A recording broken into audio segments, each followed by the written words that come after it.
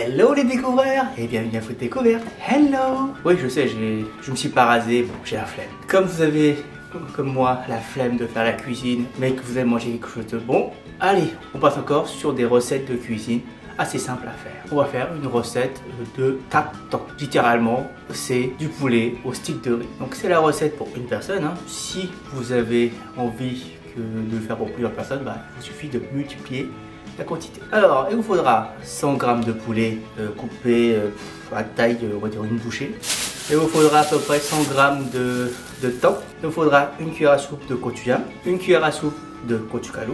Alors, une cuillère à soupe d'ail haché frais. Si vous n'en avez pas et que vous avez comme moi que de la poudre, bah, vous prenez la moitié d'une cuillère à soupe de poudre de ail. Alors, pour le gingembre, c'est pareil. Si vous avez du gingembre frais, vous mettez juste un quart de cuillère de gingembre.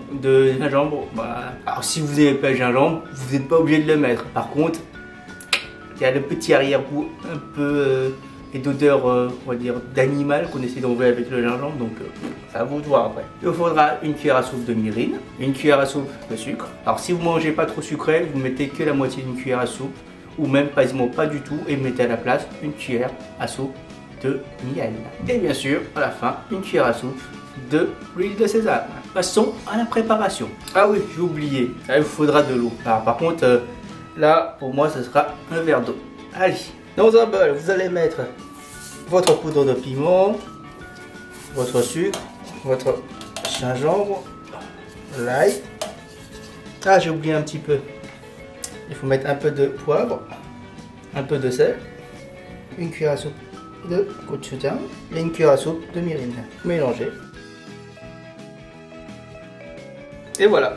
Passons donc à la cuisson. Donc dans une casserole, vous allez mettre un peu d'huile. Allumez le feu à feu moyenne. Attendre que la poêle soit assez chaude et on va introduire le poulet. Quand c'est prêt, on introduit le poulet.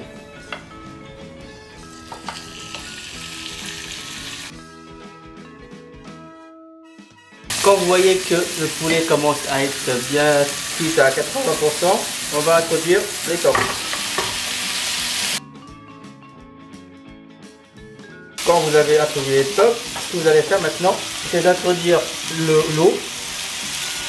Alors pour moi, ça va faire un verre d'eau à peu près, et on va rajouter donc la sauce qu'on a fabriquée.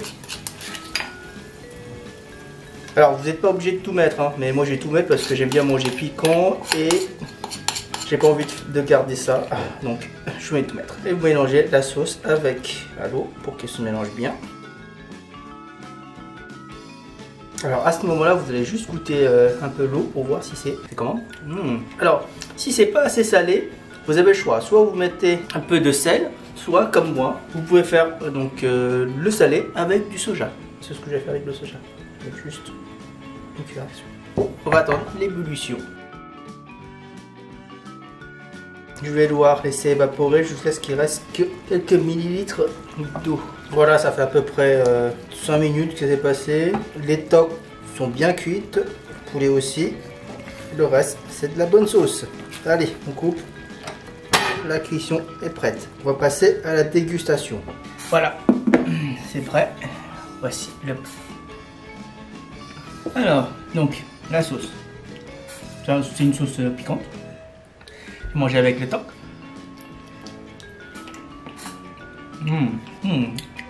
La texture est bonne, la sauce est piquante, ce qu'il faut. Poulet, thon, la sauce. C'est excellent. Alors pour info, hein, si vous n'avez pas de thon, vous pouvez mettre des pâtes de ramen, des pâtes ponzani, ce que vous voulez, mais qui soient cuites. Hein. Mais c'est excellent. Voilà, sur ce, je vous laisse. Je vous souhaite un excellent week-end. Et surtout, restez en bonne santé. Ciao!